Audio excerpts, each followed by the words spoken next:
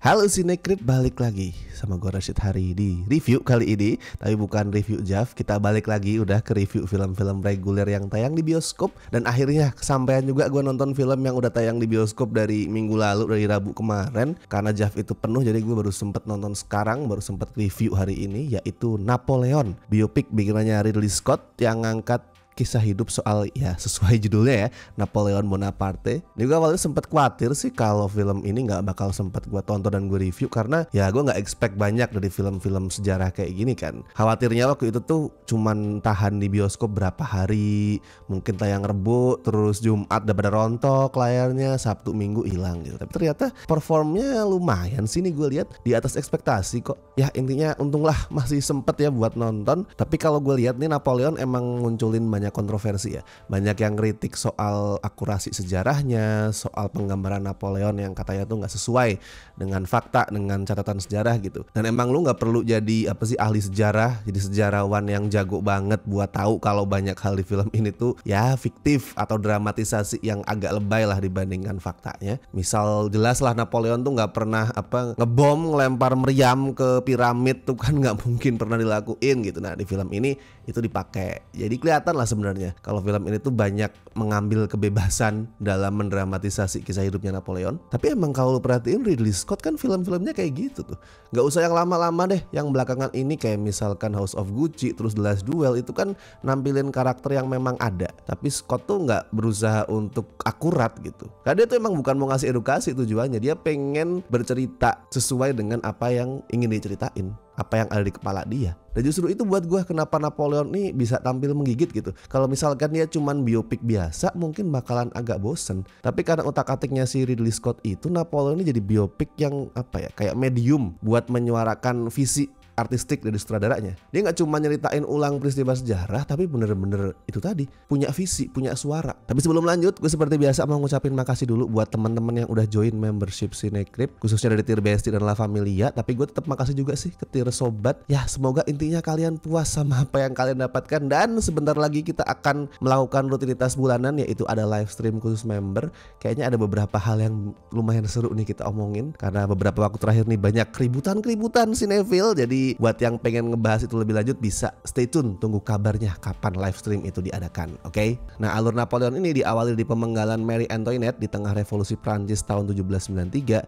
Nantinya bakal nyusun sebuah tragikomedi mengenai sang pembawa kematian yang konon tuh udah merenggut nyawa lebih dari 3 juta orang pas perang. Dan gue ngeliat narasi yang ada di naskah bikinannya David Scarpa ini unik nih. Sebagai sebuah biopik, film ini punya narasi yang unik, karena dia itu berusaha ngaitin antara perang-perang yang dilewati Napoleon Bonaparte sama pernikahannya dengan si istri pertama yang namanya Josephine. Jadi kalau lihat nih, Josephine sama Napoleon punya hubungan yang rumit gitu lah ya, bisa dibilang rumit, bahkan cenderung toksik. Jadi pada saat ngeliat mungkin lu bakal bingung nih, sebenarnya mereka saling cinta atau saling benci gitu, karena emang dinamikanya tuh love hate relationship banget. Misal nih Josephine tuh selingkuh dari Napoleon, tapi di saat bersamaan Napoleon juga nurut sama permintaan ibunya, sama saran ibunya buat menghamili seorang perempuan muda dengan tujuan buat ngetes nih, apakah selama ini mereka nggak bisa punya anak itu karena yang mandul Napoleon atau si Josephine. Makanya dia disuruh tuh, sono hamilin anak muda itu gitu, dan Napoleon nurut-nurut aja. Jadi kayak mereka tuh selalu saling menyakiti, saling mencurangi gitu, dan terus saling mengutarakan sakit hati juga. Tapi nggak lama kemudian mereka langsung ngomong kalau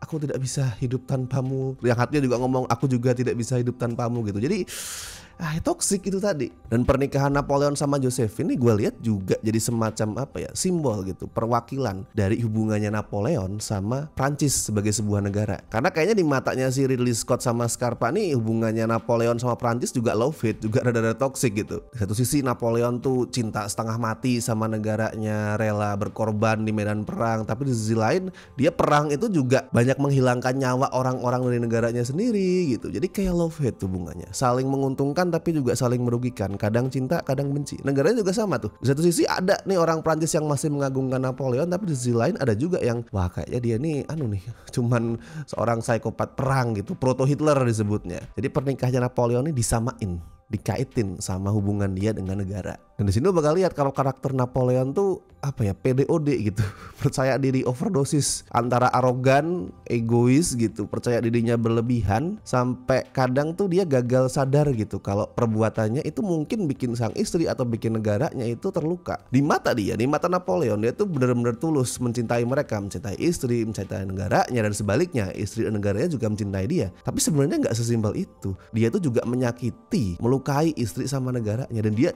gagal menyadari itu karena dia terlalu full of himself gitu loh. Termasuk pada saat serangan ke Mesir yang udah tadi gue mention, pada saat dia tuh ngebom piramid tuh, dia nyebut serangan itu sebagai cara dia untuk membebaskan Mesir. Dan dia bener-bener yakin soal itu, bukan kayak itu alasan doang kayak para politikus yang bohong bilang ini tuh cara membebaskan, melindungi, tapi sebenarnya punya intensi lain. Napoleon nggak, Napoleon tuh bener-bener merasa bahwa dia itu membebaskan Mesir, bahwa dia itu berperang demi keluarga dia, demi negara dia. Dia terlalu full of himself untuk sadar bahwa ternyata nggak seperti itu. Ya cara si protagonis itu buat memandang kehidupan lah yang jadi pondasi komedi film ini. Lu jangan ngarep Napoleon bakal jadi film yang selalu serius ya, yang 100% tuh wah sepanang serius tuh enggak. Dia tuh punya komedi yang lumayan kental, apalagi pas si Joaquin Phoenix tuh menginterpretasikan karakter Napoleon, gue lihat kayak bocah yang manja, yang rengek pada saat dia nggak dapat apa yang dia inginkan, pada saat sesuatu tuh nggak berjalan sesuai kemauan dia. Tuh si Joaquin Phoenix bisa bikin karakter Napoleon tuh kerasa kayak bocah. Jadinya ada komedi di situ yang harus gue akuin sih, emang munculin inkonsistensi tone gitu, kayak nggak konsisten aja tone-nya. Kadang Napoleon nih kayak cerita sejarah yang kelam, yang brutal gitu, tapi kadang dia juga kayak apa sih, film-film period yang nyeleneh kayak The Favorite bikinannya Yorgos Lanthimos gitu. Jadinya kayak kurang konsisten gitu. Ini sebenarnya film ini bentuknya mau kayak gimana gitu, tapi harus gue akuin approach itu bikin filmnya fun, bikin filmnya menghibur. Dan kayak gue bilang tadi, itu nunjukin visinya Ridley Scott yang kuat banget. Dia tuh punya sesuatu buat disuarakan di sini. Nggak cuman ya kayak tadi ada cerita sejarah, ada buku sejarah, dia ceritakan apa adanya tuh nggak. Dia punya visi tersendiri, dia punya sesuatu untuk dia suarakan, dan itu dia tampilin semua di sini. Dia tuh nggak mau tunduk sama apa sih, aturan-aturan baku buat bercerita atau tetek bengek akurasi sejarah yang dikeluhin sama para sejarawan tadi. Dia nggak peduli sama semua itu. Makanya pada saat ada sejarawan yang kritik dia, yang bilang kalau wah ini nggak sesuai sama sejarah yang gue tahu nih, si Ridley Scott enteng aja jawabannya. Pada saat Napoleon hidup, lu ada nggak di sebelah dia? Kalau nggak ada ya udah shut the fuck up gitu. Tai banget emang.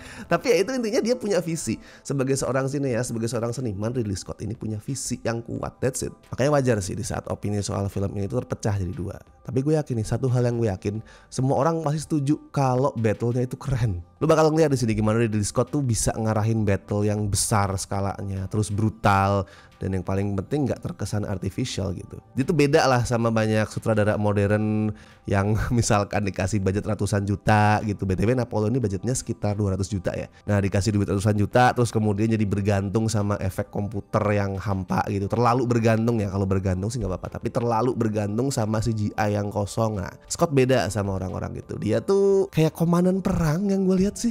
Dia tuh kayak komandan perang yang apa ya, yang jago, yang pinter, yang bener-bener perfeksionis sampai merhatiin detail-detail paling kecil pada saat ngedirect adegan action. Makanya hasilnya keren. Ya sama lah kayak apa sih Napoleon sendiri, pada saat dia mamarin kecerdikan dia berstrategi di tengah perang itu Austerlitz yang ada di tengah danau es tuh keren banget. Nah jadi gue bisa ngeliat juga kaitan antara Ridley Scott sama Napoleon. Sama-sama dua orang yang perfeksionis, yang jago taktik lah. Well, kalau skor buat Napoleon sih gue kasih ya 7,5 dari 10 lah. Ini film yang fun. Ini bukan film biopik sejarah yang ngebosenin, yang kayak gue bilang tadi nggak kayak buku sejarah. Tapi ini film yang nyeleneh, yang fun, yang nggak takut buat mendobrak pakem, yang nggak takut buat kelihatan nyeleneh. Intinya menghibur lah. Jadi misalkan lo masih ragu, masih ngerasa wah ini kayak buku pelajaran nih ngebosenin, hilangkan pemikiran itu, tonton di bioskop. Dan kalau misalkan udah nonton, silahkan juga tulisin review lu di kolom komentar, bebas berkomentar apapun. Seperti biasa juga gue ingetin, jangan lupa like video ini, subscribe Cinecrip, dan misalkan kepengen ngebantu kami dengan kasih donasi seikhlasnya, bisa lewat Super Thanks, bisa lewat Saweria, bisa juga dengan join membership sesuai dengan pilihan tier kalian. Alright, kalau gitu gue Rashid Hari, sampai ketemu di review-review berikutnya.